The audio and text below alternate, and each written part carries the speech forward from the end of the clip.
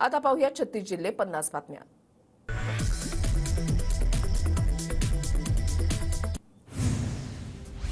रत्नागिरीच्या बारसू सोलगाव ग्रामस्थांकडून महत्त्वाची घोषणा। निवडणुकीच्या जाहीरनाम्यामध्ये रिफायनरी विरोधी भूमिका घेण्याचं आवाहन। मवियानं जाहीरनाम्यामध्ये भूमिका न घेतल्यास रिफायनरी संघटनेकडून उमेदवार उभा करणार।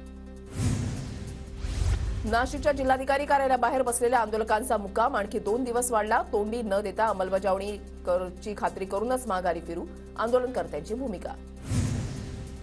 9 मार्चला शरद पवार बारामती लोकसभेचे रणशिंग फुंकणार। शरद पवारांची 9 मार्चला भोर तालुक्यामध्ये जाहीर सभा। काँग्रेस आमदार संग्राम थोपटेंची माहिती।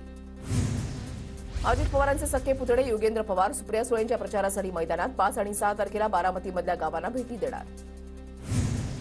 आगामी लोकसभा निवडणुकीच्या पार्श्वभूमीवर मनसेच्या पदाधिकाऱ्यांमध्ये फेरबदल। सुमंत धस यांच्याकडे बीड, केज आणि अंबाजोगाई विधानसभेची जबाबदारी।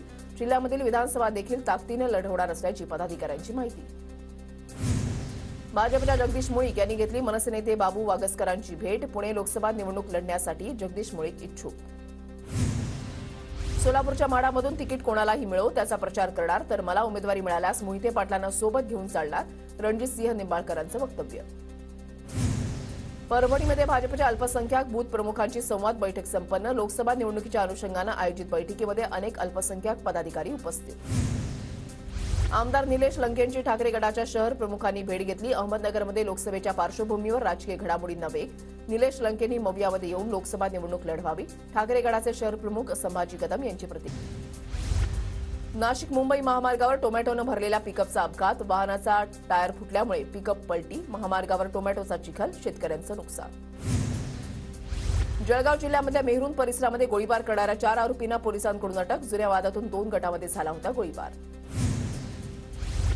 पुणे लोणावळा रेल्वे मार्गावर तांत्रिक कामासाठी आज मेगा ब्लॉक। पुण्याहून लोणावळ्याला जाणाऱ्या आणि लोणावळ्यामधून पुण्याला येणाऱ्या सर्व लोकल दिवसभर राहणार बंद। पुण्यामधल्या कोंढवा, स्वारगेट, हडपसर, कात्रज भागामधला येत्या बुधवारी 6 मार्चला पाणी पुरवठा राहणार बंद। मुख्य जलवाहिन्यांच्या दुरुस्तीसाठी निर्णय, तर गुरुवारी 7 मार्चलाही कमी दाबानं पाणी पुरवठा। पुणे विभागाच्या एसटी आता सीएनजीवर। पुणे विभागामधील 14 आगारांमधील डिझेल बसेस सीएनजीमध्ये रूपांतरित करण्यात येणार। प्रदूषण मुक्तीसाठी राज्य परिवहन महामंडळाचा निर्णय। परभणीहून पुण्याला जाणाऱ्या रेल्वे गाड्या तासनतास उशिरानं सुरू। प्रवाशांना नाहक त्रास, तर रेल्वे विभागाकडून मात्र कोणतंही स्पष्टीकरण नाही।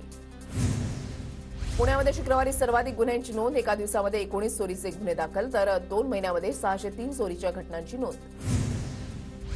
रत्नागिरीमधल्या नवीन जेट्टीचं काम तत्काळ थांबवण्याचे केंद्रीय पुरातत्व विभागाचे आदेश। जयगड किल्ल्याच्या बुरुजाला तडे गेल्याचा आरोप झाल्यानं पुरातत्व विभागाकडून दखल। भंडाऱ्याच्या तुमसर तालुक्यामधल्या देव्हाडी केमिकल कारखान्यातून केमिकलयुक्त पाणी नाल्यामध्ये सोडल्याचा प्रकार समोर। दूषित पाण्यामुळे शेतीवर परिणाम, तक्रार करून देखील कंपनी कारवाई करत नसल्याचा शेतकऱ्यांचा। जळगाव जिल्ह्यामधल्या पारोळ तालुक्यामध्ये अवकाळी पावसामुळे शेतकऱ्यांचं अतोनात नुकसान। मदत आणि पुनर्वसन मंत्री अनिल पाटलांकडून नुकसानग्रस्त भागाची पाहणी। पंचनामे करून सर्वतोपरी मदत करणार, अनिल पाटलांकडून शेतकऱ्यांना ग्वाही। गोंदिया जिल्ह्यामधल्या नुकसान भरपाईचे 80 लाख रुपये मिळाले, मात्र अजूनही 80 लाख रुपये शासनाकडे प्रलंबित। एप्रिल ते सप्टेंबर दरम्यान शेतकऱ्यांचं झालं होतं नुकसान। गोंदिया जिल्ह्यामध्ये यंदा भात पिकासह मका पिकाची शेती। 2016 हेक्टरवर मकाची पेरणी, तर 52,000 हेक्टरवर भात पिकाची पेरणी।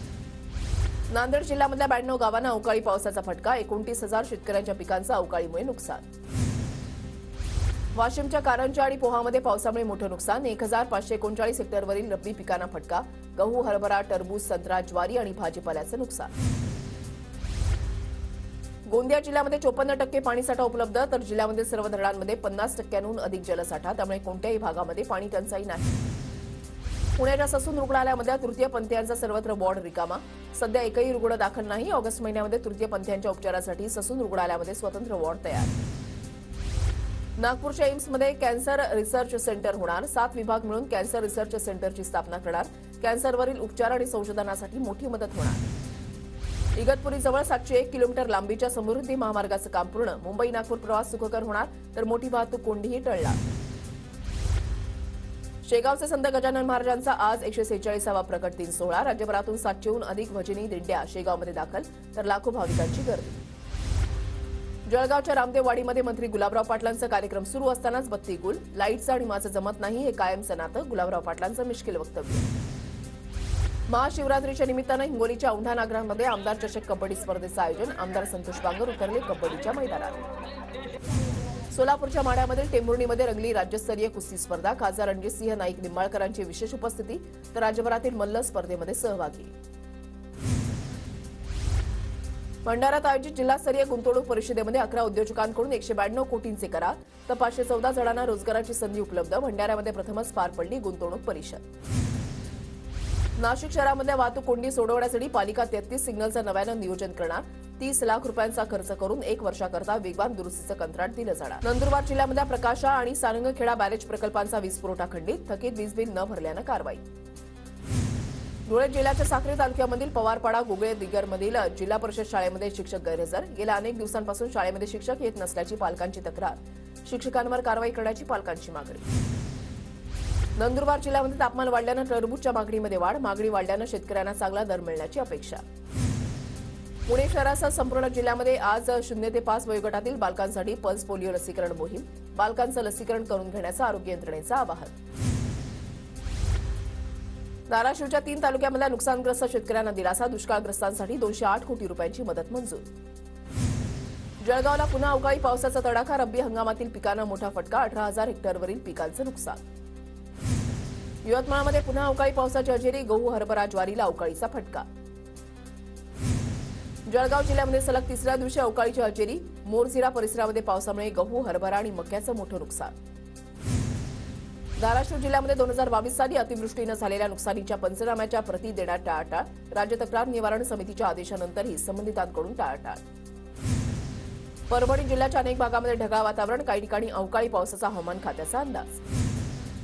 नाशिकच्या इगतपुरी तालुक्यामधल्या नांदगाव सदो इथल्या शाकंभरी माता मंदिराकडे जाणाऱ्या रस्त्याचं भूमिपूजन. भाविकांची मागणी पूर्ण. रस्त्यासाठी 1.5 कोटी रुपयांचा निधी मंजूर.